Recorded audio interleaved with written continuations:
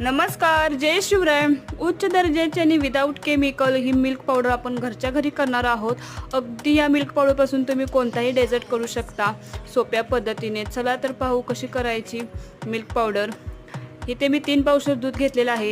ही खवा होईस तोपर्यंत असं आटवून घ्यायचं दूध। सतत हलवत राहायचं जेणेकरून खाली लागणार नाही। अगदी शेवटच्या क्षणी थोडासा गॅस मोठा करून अशा प्रकारे आपण खवा करून घ्यायचा जेणेकरून आपला खव्याचा कलर ओव्हर कुक होणार नाही। अशा प्रकारे पांढरा कलर राहील। त्यानंतर प्लेटमध्ये आपण हा खवा काढून अगदी फॅन खाली 2 दिवस आणि उन्हामध्ये 1 दिवस ठेवलासा तरी चालेल। अशा प्रकारे वाळवून घ्यायचा हा खवा। पाहू शकता किती छान वाळलेला आहे। त्यानंतर 2 ते 3 चम्मच साखर घालून हे वाटून घ्यायचं। अगदी पावडर करून घ्यायची। त्यानंतर ही पावडर आपण चाळून घ्यायची। अगदी तयार होतं आपलं मिल्क पावडर आणि अगदी स्टोअर करू शकता भरपूर दिवस। आणि नवनवीन व्हिडिओसाठी मला सबस्क्राईब करा, लाईक करा, कमेंट करा। Thank you for watching video.